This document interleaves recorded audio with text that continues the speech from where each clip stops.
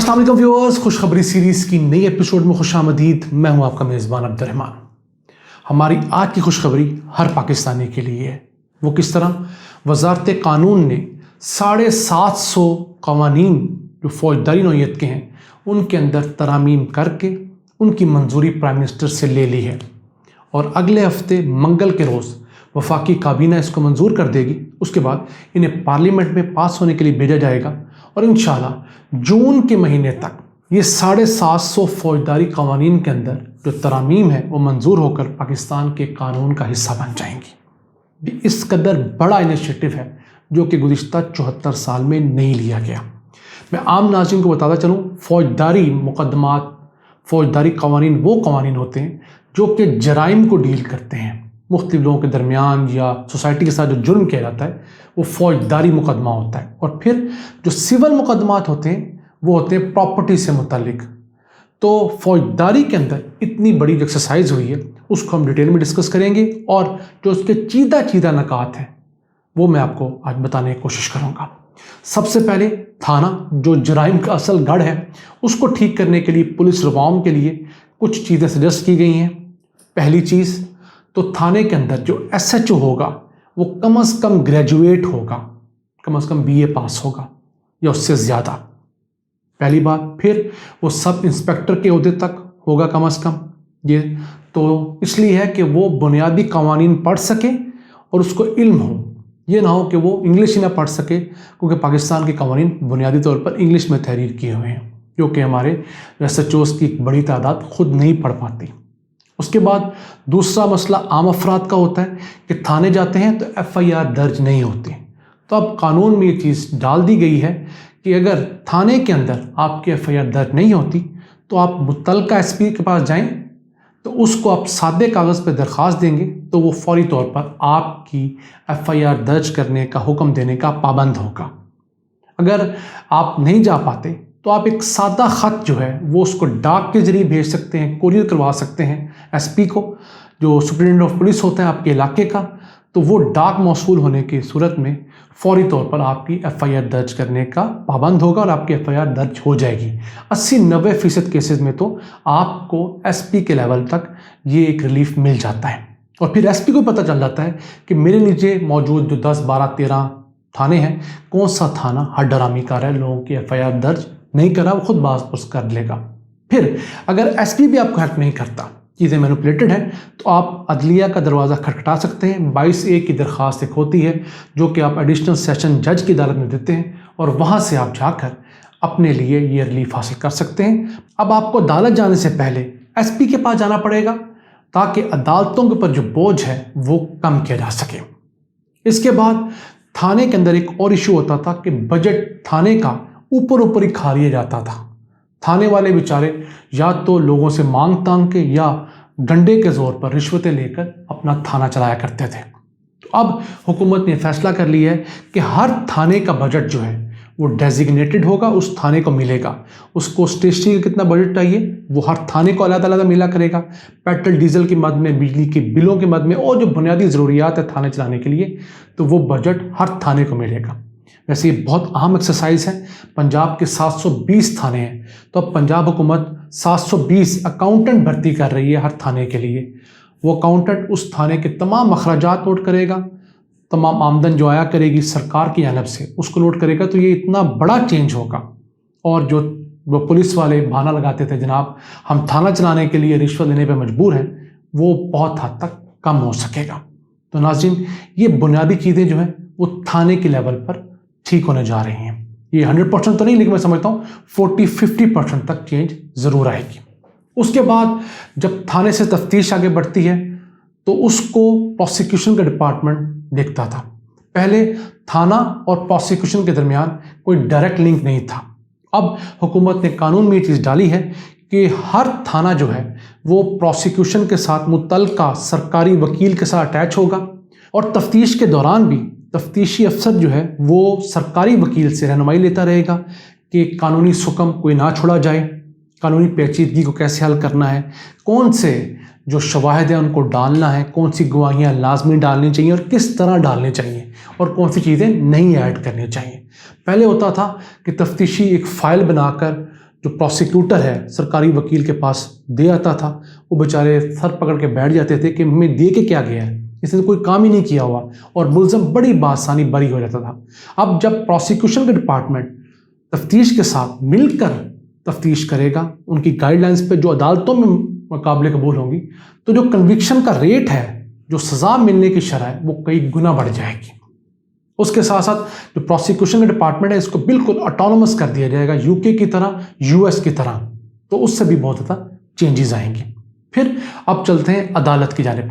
تو عدالت میں کیا ہوگا؟ سب سے پہلے تو 3 دن سے زائد کی تاریخ کسی وکیل صاحب کو، کسی ملزم مجرم کو نہیں مل سکے گی، یہ قانون میں اب شامل کر دیا گیا ہے۔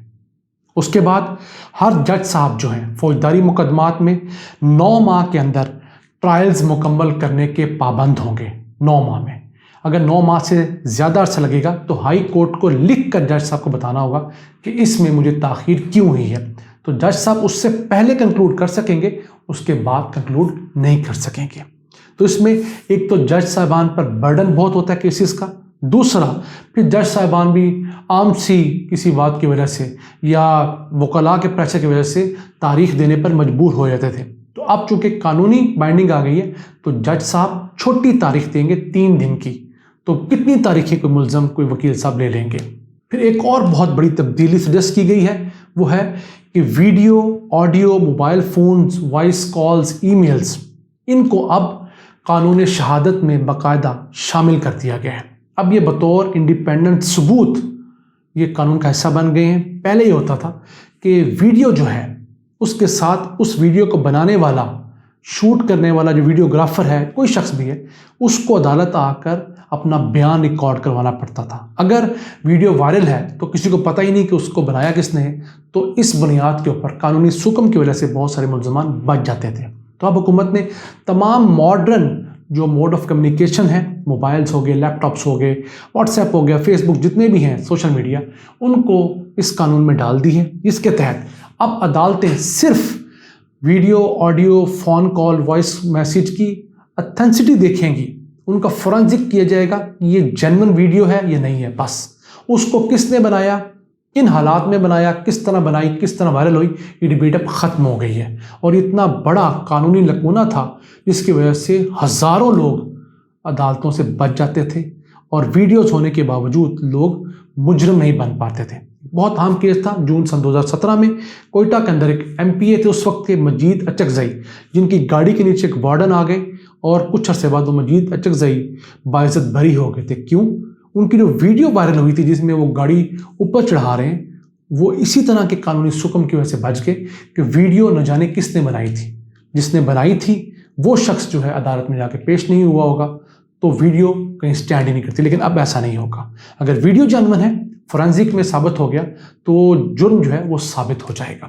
اس سلسلے میں پنجاب کے اندر جو پنجاب فورنزک لیب ہے، دنیا کی دوسری بڑی فورنزک لیب ہے، اس کے اندر 1.5 ارب روپے کی لاگت سے یہ ماڈل ڈیجیٹل جو فورنزکس ہیں ان کا شعبہ تیار کر لیا گیا ہے، جس میں audios, videos, e mails, phone calls, یہ تمام کے انالیسس ہو رہے ہیں، تو پورا پاکستان اب اس سے استفادہ کر سکے گا۔ اس کے علاوہ ایک اور ترمیم سجیسٹ کی گئی ہے کہ جن لوگوں کو چھوٹے مقدمات میں 5 سال اور اس سے کم کی سزا ہوتی ہے، تو وہ دوسری جو متاثرہ پارٹی ہے اس کے ساتھ پلی بارگین کر سکیں گے، اور ان کی سزا جو ہے اس میں کمی کر دی جائے گی، لیکن وہ شخص جو ہے وہ مجرم ڈکلیئرڈ رہے گا۔ مثلا ایک شخص کو 5 سال قید ہوئی ہے کسی وجہ سے چھوٹے جرم میں، تو وہ جا کر اپنے متاثرہ شخص سے معافی مانگتا ہے، پیسے دے کر پیچ اپ کرتا ہے، تو اس کی 5 سال کی سزا 6 مہینے کر دی جائے گی، تو 6 مہینے ضرور جیل کاٹے گا تاکہ وہ مجرم رہے، لیکن وہ اس کے بعد آزاد ہونے کا اس کے پاس حق ہے۔ کیوں؟ اس نے کوئی اتنا بڑا جرم نہیں کیا کہ جس کی تلافی نہ کی جا سکی، مثلا کوئی قتل نہیں کیا، کوئی ڈکیتی نہیں کی خدا نخواستہ، تو اس کا فائدہ ہوگا۔ ایک تو وہ خاندان جو ملزم کا خاندان کسی چھوٹے جرم کی وجہ سے 5 سال 4 سال فائنانشل عذاب جھیلتا، وہ نہیں جھیلے گا۔ پھر جو دوسری پارٹی ہے اس کو ایک جینون کمپنسیشن مل جائے گی، تو اس کا لائف سٹائل بہتر ہوگا، عدالتوں میں مقدمات کم ہوں گے، اور پھر جو جیلیں ہیں ان کے اندر بھی رش کم ہوگا۔ لیکن ایسے لوگ جو بڑے مقدمات میں انوالو ہوں گے 7 سال اور اس سے زائد جن میں سزا قانون کہتا ہے ہو سکتی ہے، مثلا خواتین اور بچوں کے ساتھ کسی قسم کی جنسی زیادتی یا اس طرح کا معاملہ کرنا، قتل، اغوا برائے تاوان، ڈکیتی، یہ جو بڑے جرائم ہیں ان کے اندر کسی قسم کا پیچ اپ نہیں ہو سکے گا۔ اور پھر اس کے ساتھ ساتھ ایک اور اہم چیز کہ پاکستان کے دور دراز علاقوں میں ایک ٹرینڈ چل پڑا تھا کہ کسی پہ الزام لگا کہ تم نے کسی سے زیادتی کی ہے، تمہارے کسی لڑکی سے تعلقات ہیں، چوری کی ہے، اپنی بے گناہی ثابت کرنے کے لیے آگ پر، انگاروں پر چل کے دکھاؤ۔ تو پہلے اس متعلق کوئی تگڑا قانون نہیں تھا، تو اب اس کو قانون کا حصہ بنا دیا گیا۔ جو وڈیرا، جو سیٹھ، جو نواب اس کے آرڈرز کرے گا کسی شخص کو کہ وہ انگاروں پہ چل کے اس طرح کی حرکت کر کے اپنی بے گناہی ثابت کرے، اس کے خلاف تگڑے مقدمات بنیں گے۔ تو ناظرین، سجیشنز تو بہت اچھی ہیں۔ کیوں پاکستان میں اس وقت بھی پاکستان پینل کوڈ 1860 کا نافذ ہے، 161 سال ہو گئے اس کو اب تک بنے ہوئے، ہم اسی کے اوپر چل رہے ہیں۔ پھر جو کوڈ آف کرمنل پروسیجر ہے اس کو بنے ہوئے 123 سال ہو گئے ہیں، ہم ابھی تک ان میں کوئی خاص ترامیم نہیں کر سکے۔ تو 74 سال بعد ہم یہ ترامیم اب لے کر آئے ہیں۔ ہم دعا گو ہیں یہ تمام ترامیم اپوزیشن کی مدد سے پاس ہوں اور اگلے 3-4 مہینے میں پاکستان بھر میں امپلیمنٹ ہوں، تاکہ عوام کو ریئلی ٹرو سینس میں ریلیف فیل ہو۔ ان الفاظ کے ساتھ اپنے میزبان عبد الرحمان کو اجازت دیجیے۔ اللہ نے کے بعد